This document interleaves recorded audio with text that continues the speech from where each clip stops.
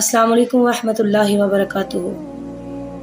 آج اللہ تعالیٰ کی دی ہوئی نعمتوں کا ہم ذکر کریں گے۔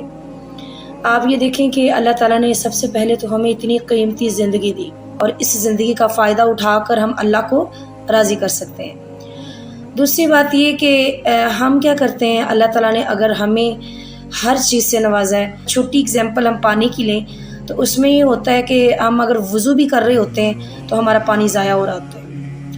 تو پیارے نبی حضرت محمد صلی اللہ علیہ وآلہ وسلم نے فرمایا کہ قیامت کے دن اللہ تجھ سے پانی کا بھی سوال کرے گا۔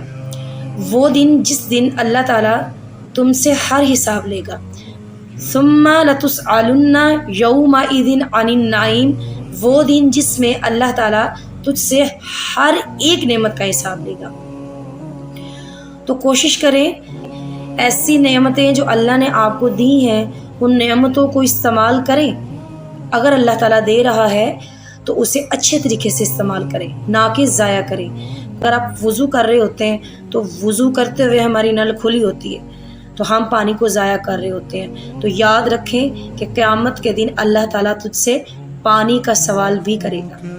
تو اب خود اندازہ لگائیں کہ ہم کتنی چیزیں ضائع کرتے ہیں۔ ان سے پوچھ کے دیکھیں جن کے پاس پانی بھی میسر نہیں ہوتا، تو پھر دیکھیں اللہ تعالیٰ نے ہم پہ کتنی رحمت کی ہے۔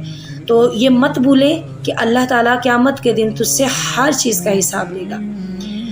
حضرت عثمان غنی رضی اللہ تعالیٰ عنہ آپ فرماتے ہیں کہ تمام صحابہ کرام بیٹھے ہوئے تھے اور رسول اللہ صلی اللہ علیہ وآلہ وسلم نے ان تمام صحابہ کو بتایا کہ میں نے خواب میں دیکھا کہ سب جنت میں جا رہے ہیں، اور میں نے دیکھا کہ تمام صحابہ بھی جنت میں داخل ہو چکے ہیں، لیکن عثمان تمہیں آتے آتے وقت لگا، یہاں تک کہ میں جنت کے دروازے تک کھڑا رہا کہ جب تک عثمان نہیں آتا تو میں جنت میں نہیں جاؤں گا۔ رسول اللہ صلی اللہ علیہ وآلہ وسلم فرما رہے ہیں اور حضرت عثمان غنی پریشان ہو گئے۔ آپ فرماتے ہیں یا رسول اللہ، یا حبیب اللہ، ایسا کیا ہوگا کہ میں اتنی دیر بعد وہاں پہ پہنچوں گا، کہ مجھے اتنا وقت کیوں لگے گا؟